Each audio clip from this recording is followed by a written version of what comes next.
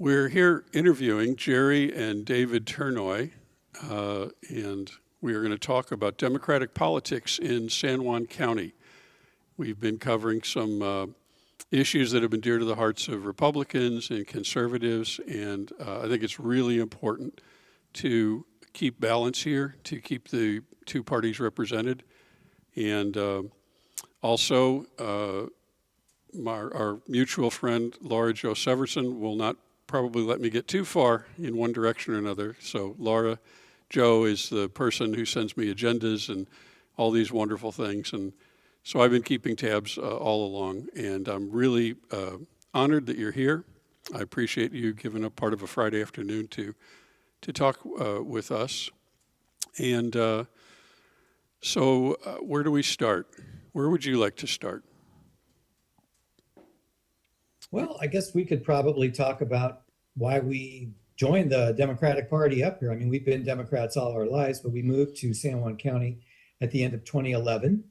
And immediately the next summer, somebody who was involved in the local party interested us in what she was doing as far as trying to do some actions against the Citizens United decision, which had taken place not that long before. And so we ended up going to some activity with her where we were getting signatures. And then she told us, well, you need to come to the local party. And at that time, when the meetings took place over in Friday Harbor, there were maybe half a dozen people at the meeting. It was a very small group. I don't know what the long-term history had been, but it had kind of decreased in size and was at a point where it needed to be rebuilt. And so we've been participating since about the summer of 2012. So that's almost 12 years, I guess. And how many? Now we have a, I'm sorry, go ahead. No, go ahead. I didn't mean to interrupt. Go ahead. I was just going to say that we have a lot more people involved in the party now. And a lot of people have changed just because people tend to age out. There's so many seniors in San Juan County. But we have probably as many PCOs, positions occupied. That's precinct committee officer. The county is divided into various precincts, and each precinct is eligible to have a representative in the party. Both the Republicans have that option, as do the Democrats. And we have about 13 positions filled now with precinct committee officers. We have various other officers as well. We have close to 600 people on our email list. So when I send out emails, which this time of year with the legislature in session is a couple times a week, asking them to take actions in support of or against a particular piece of legislation, we have a lot of people that we can send those out to. So we're, not a bad sized party for this small of a county, but we're always looking for new people and new energy to help be involved. You want to add to that, Geri? Yeah. Just the fact that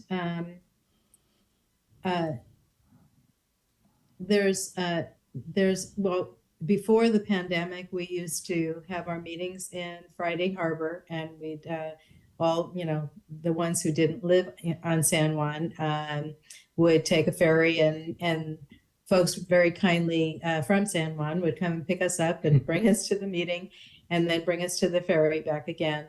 And it was wonderful being able to meet in person at the Skagit Valley, the community college. Community college.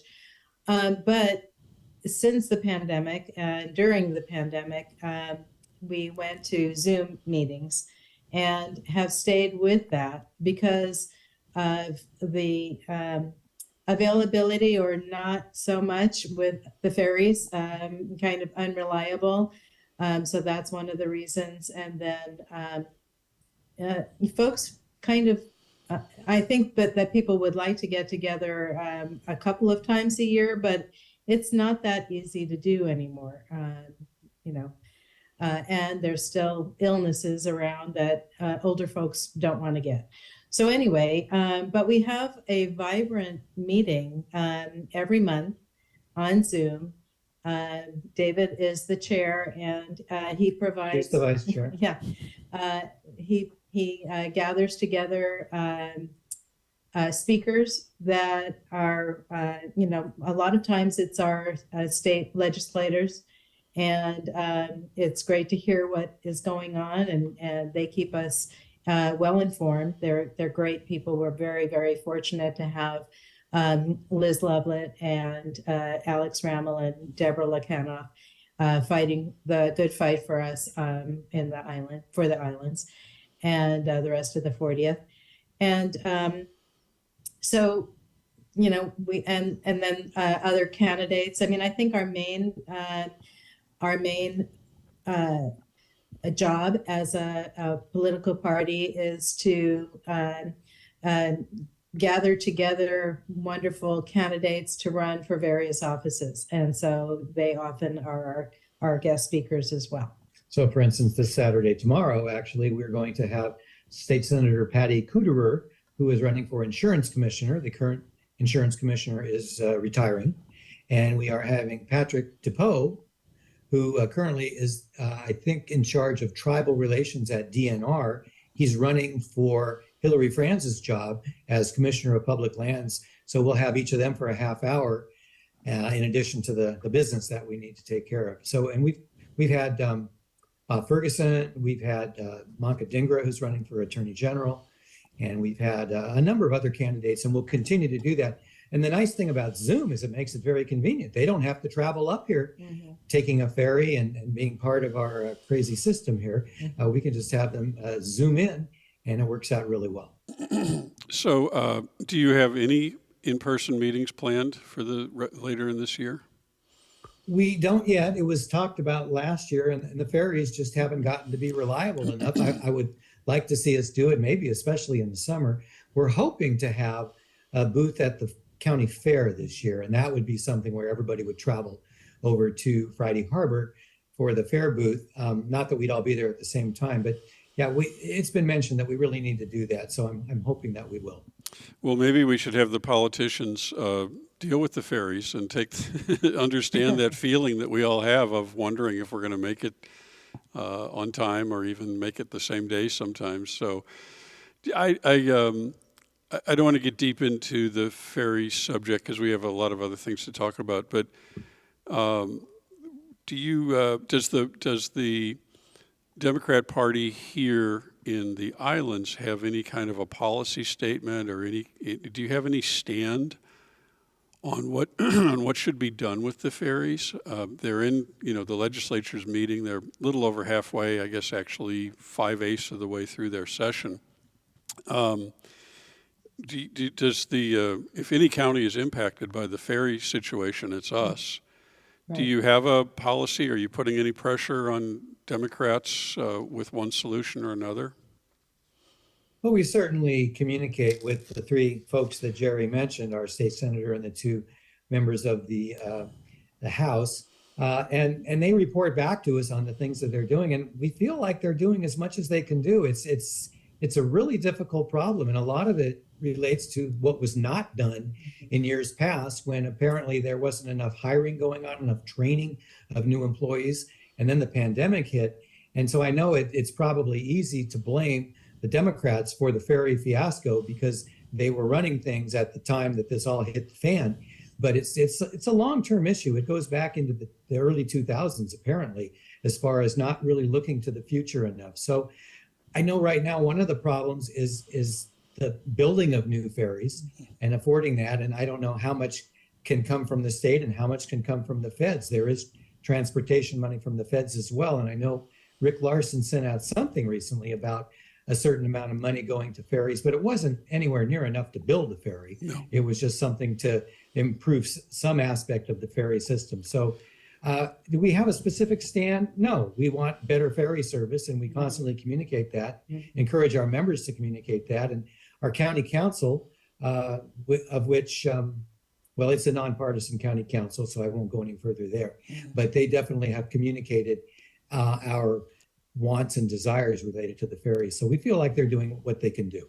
I really do feel, because I mean, we've had lots of personal interactions with our representatives, and they are well aware of our situation. And so it's not like we have to beat them over the head. They know exactly what the problem is. So it's just a matter of where money can come from and where those, because there's other communities that use the ferries as well. And but we're the only ones that are totally reliant on them as a transportation method. So but then again, there's this attitude sometimes that we've heard from our legislators that they run into with this misconception of the wealth that's out here. And that I'm sure first of all, that's not true. And secondly, that's just an easy cop out for people to not see our issue as important as it is. Right. So, so there's a couple of things to deal with there.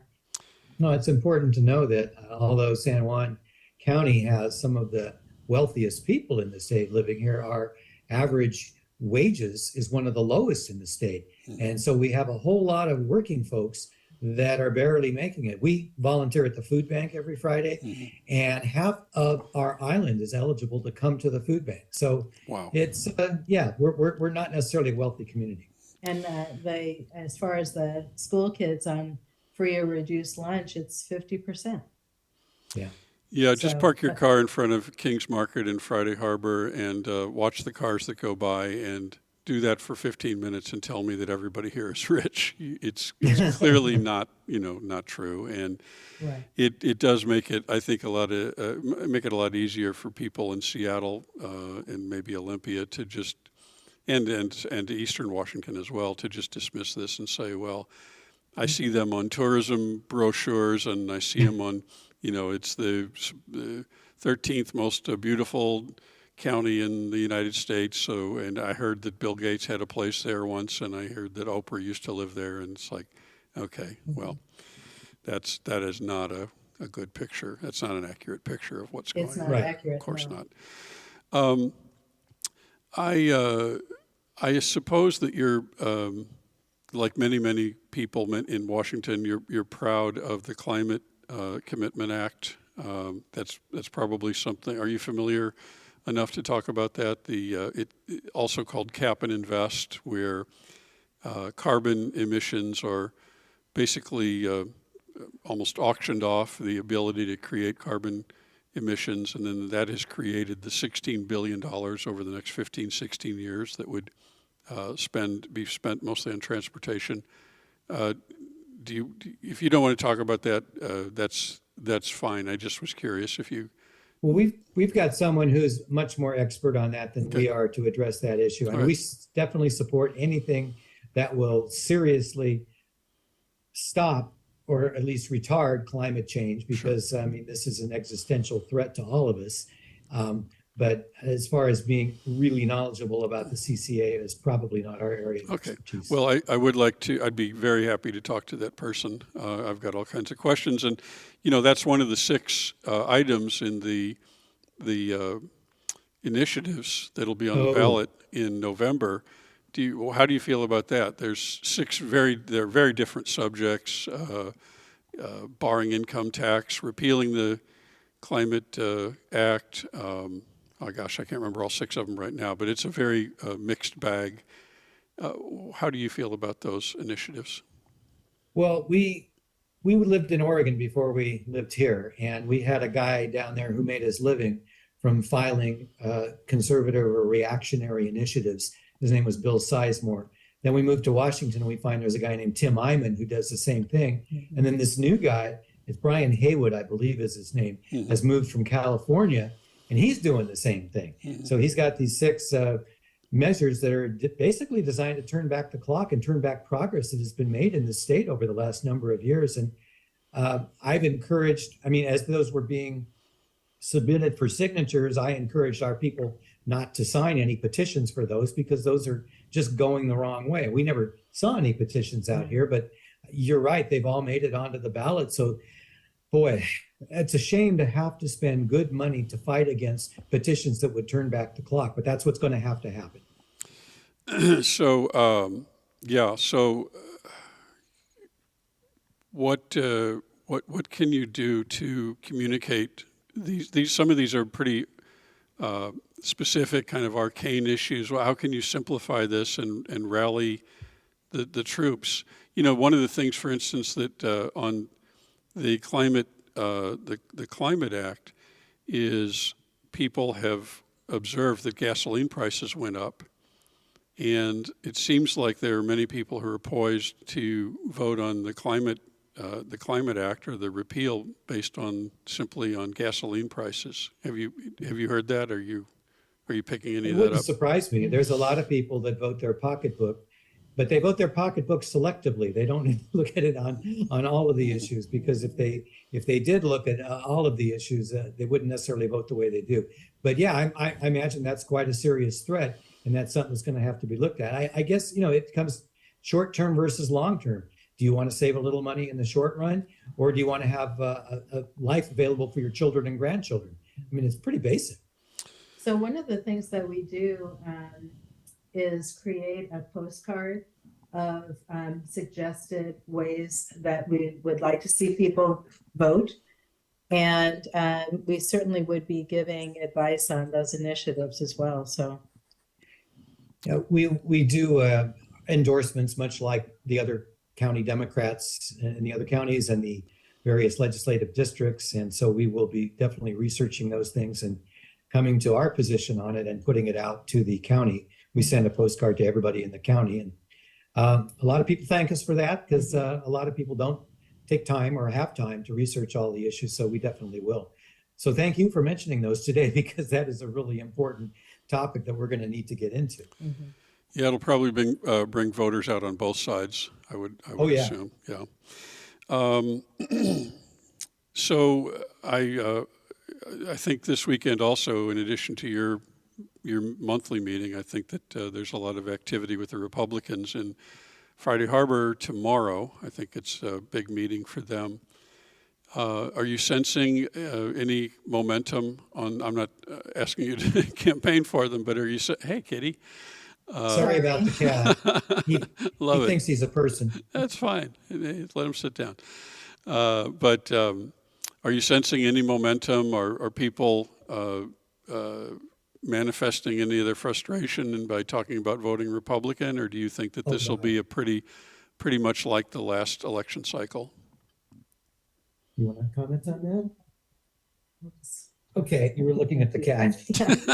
Well, we are, anybody who's a Democrat or oriented that way at all is worried sick about what can happen. Because if Trump is to be reelected, first of all, and I don't want to go too crazy here, but the man needs to be in jail.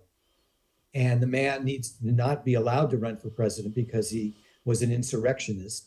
But if we were to get him as president again with his declared aims of being a dictator, even if only for one day, even if he claims it was just in jest, and going after all of his perceived enemies, which is anybody who isn't completely loyal to him, I mean, we're looking at the end of democracy. Mm-hmm. So we're very, very concerned about what could happen this year.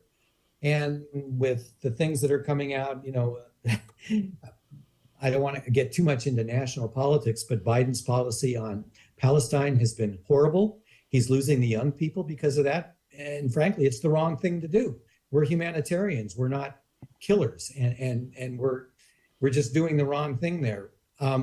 And then with the stuff coming out from this special prosecutor's investigation over the last few days about the possibilities of Biden's lack of mental acuity, whether that's true or not, even yeah, it may be politically motivated, but even the inference that that's true is very dangerous. So it's a nervous situation. It is. It really is. Were you? On the other hand, I think one of the things that has happened in the past in this county, not a lot, but some, is that let's say Democrats were dissatisfied with the main, like the main candidate, and so they voted a third party candidate, and that cannot happen this time.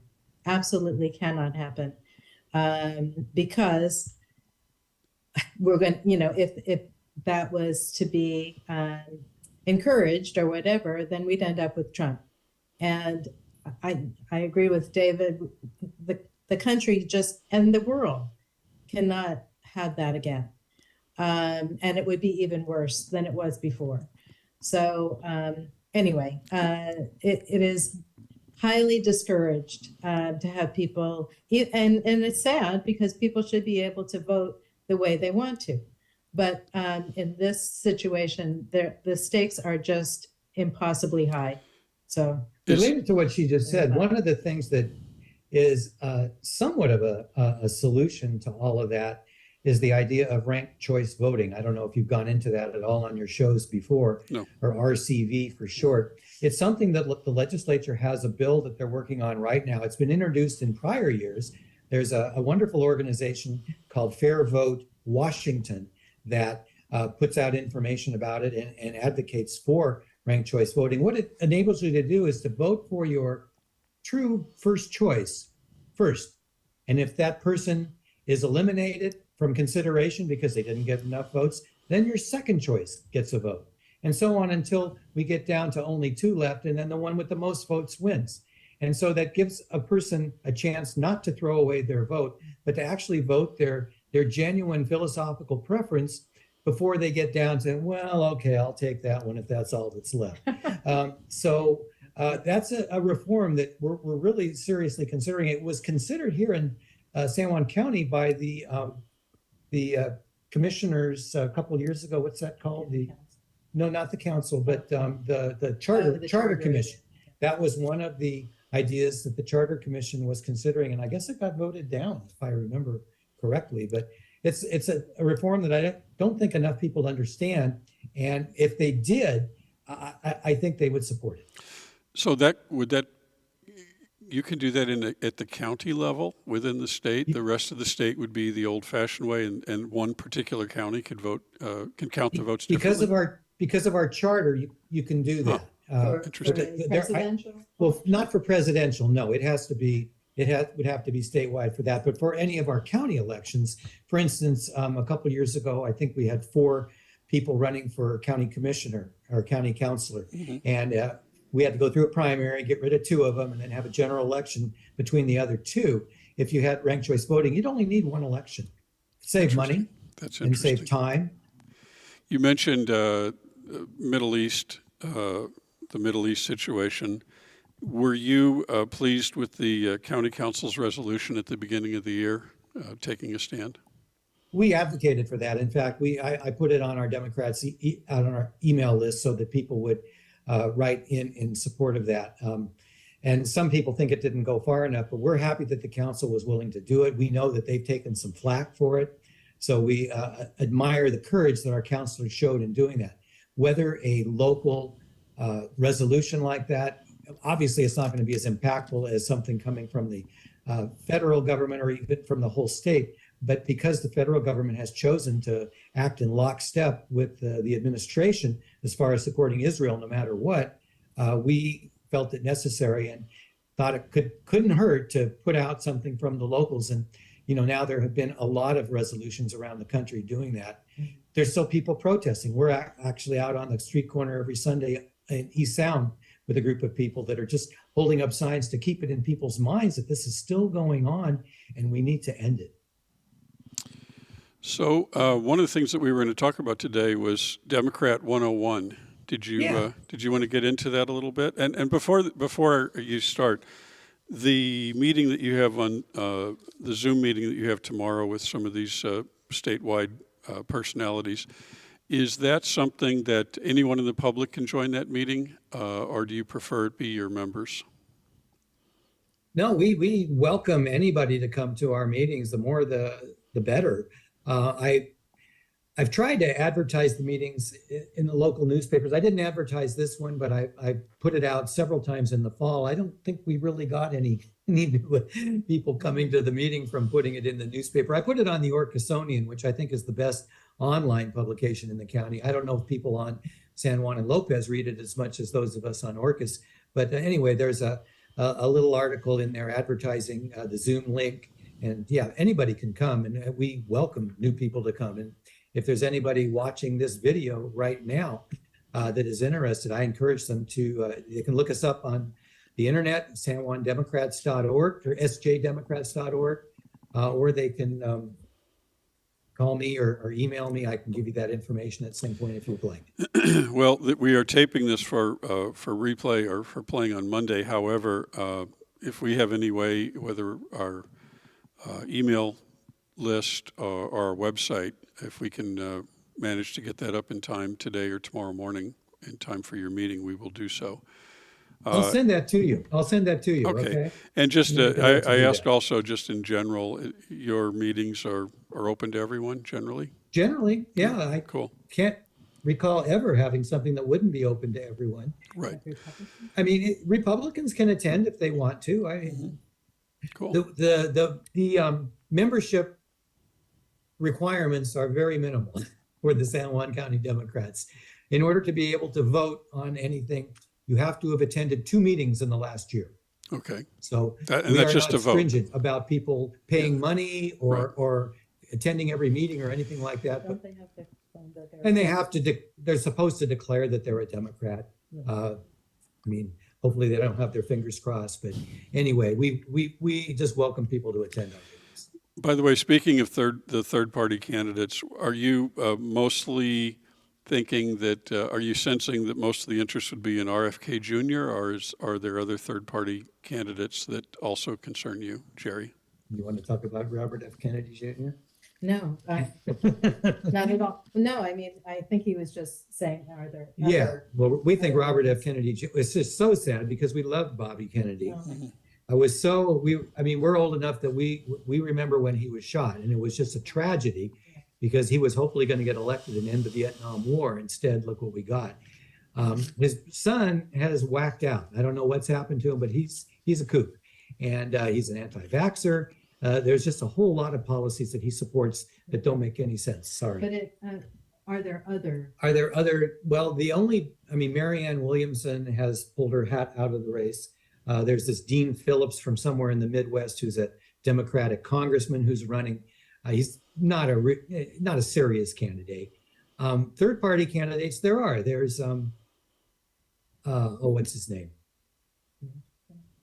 No, we haven't heard about Manchin running, which would be ridiculous.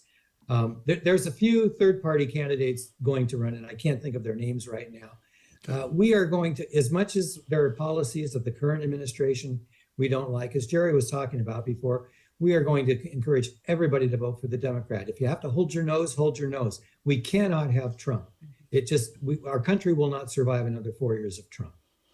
Okay, so having issued this general invitation for people to join your meetings or observe your meetings, with that in mind and that kind of openness, let's talk about Democrat 101. And So I have the book right here. okay, And it's not a very big book. It's almost more like a pamphlet, kind of along the lines of Common sense. common sense. And it does say Democrats 101, a primer for us by J.M. Purvis. And so it really is a great book to kind of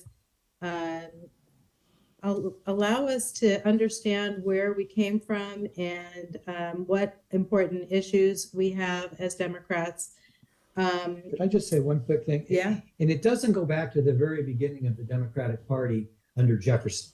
Okay. It goes back basically to FDR, 1933, because that's where the modern Democratic Party comes from. Before that, it was a party of slavery. It was a party of agrarians. Yeah, nothing wrong with agrarians. Farmers are great, but that was not the modern Democratic Party. So we go back to 1933, and that's what this book does too. At the end of the book is, what I thought was a super important part, where, and he says that it's a work in progress. So, and he encourages, J.M. Purvis encourages folks to read the whole book, but read the end, where he has come up with the Democratic Creed. And there's just six bullet points.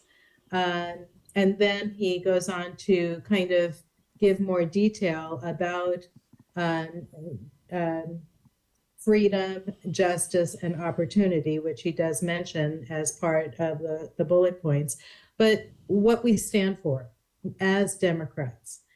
And I felt that people sometimes, I mean, no one has ever said this to me, but I've heard that the question has been asked, well, what do Democrats believe in? What do they stand for? And I understand the question because when you look at the behavior of some Democrats at the national level, and then even at our state level, and then at our local level, there can be some discrepancies there. And so I felt that it was important for our San Juan County Democrats to come up with, I was hoping for a one-page document, but it's more like 1.5, as to what do we stand for? What is important for us? Now, we do have a platform, and it's extensive. About 15 pages long. Yeah. But if this was going to be something that could be published on the Orcasonian or at social media or in the newspaper or for sure on our website, it needed to be pretty much a one-page document. That's what I was aiming for. So through many of our meetings and many iterations of editing, we came up with a document. The top part of the document is that Democratic Creed right from the book. And because we really felt that it was important. And I don't know how much, like if you wanted that to be read on the program or what, but it certainly could be. Well, but after that, we came up with about almost 20 bullet points of what our San Juan County Democrats feel are our principles and policies that we support.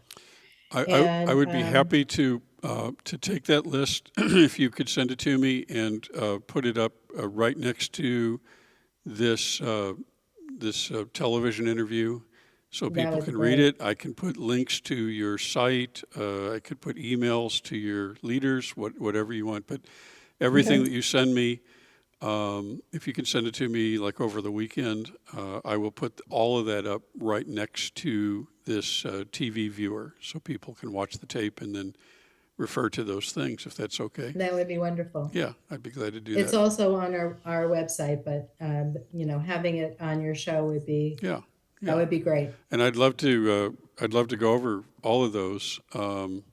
We probably don't have time, and you'll be exhausted, and your cattle need to be fed, and all kinds of things. So, but please send that. Pick out a few that are, yes, please do. Yes, please do. So if there are a few that you want to pick out, or Geri, I don't know if he has that. Well, I sent him a copy a while ago, but it may not be available right now. Pick out something, please. Well, I mean, they're all important, but so I'll read the first paragraph under what are the principles and policies supported by the San Juan County Democrats, and that's a question. So then it says the San Juan County Democrats stand for democracy. I mean, that may seem obvious, but in this day and age, it's important to spell it out. We actively support the well-being of people, all living things, and the environment, all of which form the basis of our principles and policies. We feel that fostering this well-being is the purpose of government at all levels. A free and open democracy would, and then our first bullet point is, and this is extremely important, ensure free and fair elections with equitable access to voting without undue influence of wealth. And if I could just take a minute, because we had this discussion as we were working through this, the difference between equal and equitable. And I really wasn't aware of what that difference was before. And so I was asking the people that were saying, well, we need to say equitable instead of equal. What is the difference? And so equality is when everyone's treated exactly the same, but the end result may not be the same. Equity is when everybody is treated in such a way that there is the possibility of equal outcomes for everyone.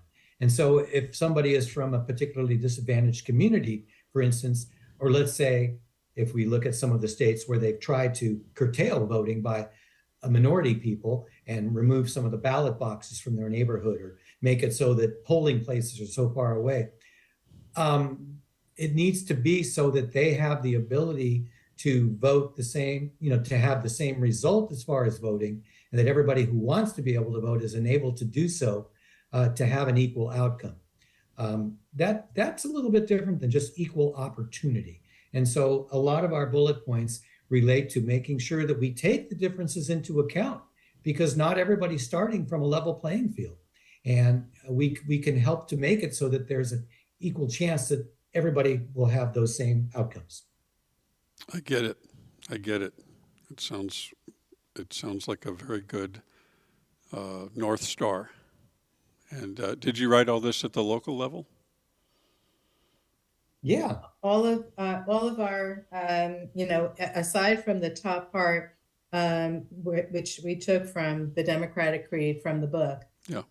Everything else we came up with, and it, there's a bullet point on women's rights. There's a bullet point on healthcare. There's, a bullet point on clean environment. And well, I'm really glad that it is locally written, because that makes it, in so many cases, things are cut and paste or copied and pasted, and they're not always a perfect reflection of local values. But I think in this case, because you have drafted this at the local level, this should be a very accurate picture of like a consensus opinion of Democrats and maybe progressives in the San Juans. And Right. that's there is no monolith. I mean, a progressive in Seattle is different from a progressive in Bellingham, which is very different from a progressive in Port Townsend, and very different from a progressive in the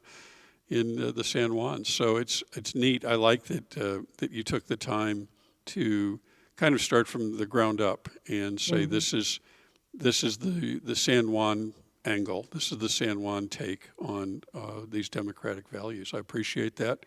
I look forward to reading them. Good. I'm glad you did it. Yeah. One thing I would add at the very end is that we invite anybody who shares these same policy, ideas, support these policies and principles, to consider joining our group. Of course. And so there's there's an email connection and a couple of different email connections, how they could get in touch with David and become part of the party. Wonderful. And I guess one more thing I would like to say before we move on is that it really points out the difference in philosophy between our party and the party to the right. We feel that fostering this well-being is the purpose of government at all levels. A Republican philosophy is generally the government that governs best governs least. In other words, get out of the way. Well, we don't feel that that's government's role, is to just get out of the way. We feel that government can provide a lot of help. And that's why we want to elect people who are willing to work for that, so that everybody has a chance at having a decent life. I do hope in the future to have a real open door policy between the Democrat Party and Democrat leadership and CNL2. I look forward in the future to maybe hearing the parties, if the party has a stand, for instance, on things like land banks and things like that. I'd love to hear that. I don't think we have time for that today. But there are many other local issues. I think that we are looking at some very serious budget issues in the county in the rest of this year and in the future, if only due to pressures put on our economy with the continued failure of Washington State ferries. I think we're seeing some empirical evidence that tax collections may be under pressure because of people, tourists reluctant to come up here. There's several signs that there's fewer tourists, just like, just like you've observed that some people, the politicians, may not be eager to take the risk of getting on a boat. Tourists, some of the significant portion of tourists are starting to feel that way too. That can have kind of a domino effect in which the finances of the county could be very much under pressure. And so there are many, many things that are on the horizon that would make me curious what the stand of the Democrat Party is. And I hope you feel an open door and can come back anytime you want to really talk about anything you want. And what I would say in response is, if there are issues that you would like us to comment on, send them to Geri and me, and Okay. we'll bring them up at our meetings, because Great. we don't always necessarily talk about these things. So I think that's great. That's wonderful. I have one last question. I noticed in your stuff that you sent me that you are considering, I guess, tomorrow, a resolution on artificial intelligence. You want to talk about that a little bit? You want to talk about that? I didn't read her thing. Oh, okay. Well, as we were working through the Democrats 101 statement, we do have, let's see, the fourth one. It says guarantee communication platforms that clearly and accurately publish verifiable, objective, truthful fact, and identify AI generated content. The fear is that with the evolution of technology, that it becomes easier and easier to put something out there that appears to be a particular politician or candidate talking about something. Well, yeah, it's already these so-called deep fake kind of things. Well, the whole, there was a robocall that sounded like Biden, encouraging in New Hampshire, encouraging folks that they didn't have to vote in the primary, Democrats. Don't bother coming out and voting. It's not necessary, blah, blah, blah. Meanwhile, I don't know how many people took that AI generated false information to heart and didn't come out and vote. But that's the kind of thing, that's one of the kinds of things that has already happened and has, I really feel like they should redo that primary because of that false information that was out there. But anyway, if we don't do something about that potential, people are not going to be able to understand, right from wrong or a truth from falsehood. So democracy only works if people have information, and we would hope that that would be accurate information. And if it's not, our system is really in trouble. So is this resolution voted on yet, or is that up for discussion tomorrow? It's going to be discussed and voted on tomorrow. Well, it depends. If we end up having to do too much modifying of it, we may not get to voting on it tomorrow, but we'll definitely be considering it and voting on it soon, and then sending it to both our state representatives and our federal representatives. One member of our party created this document, so it hasn't really been read widely or picked apart as the group tends to want to do. Yes. But anyway, so hopefully it'll get voted on tomorrow. Well, Geri and David, is there anything else you'd like to say before we wind down here? Well, I just really appreciate the opportunity to answer questions and give the community an idea of who we are and what we stand for and what we're what is in our hearts, and I do appreciate you putting the document that we created up on your broadcast. That would be wonderful. We absolutely thank you. will. And I would echo what she said. It's great that you've made the effort to create this opportunity for a public information. It's very important, as I just said a minute ago, about having good information. So you're certainly doing your part. Thank you so much, Geri and David Turnoy from beautiful Orcas Island. I hope you have a great meeting tomorrow, and we will have you back real soon. So Well, thank you. Thank Thank you you. very much. Okay, we'll see you Take later. care. Bye. Okay, bye.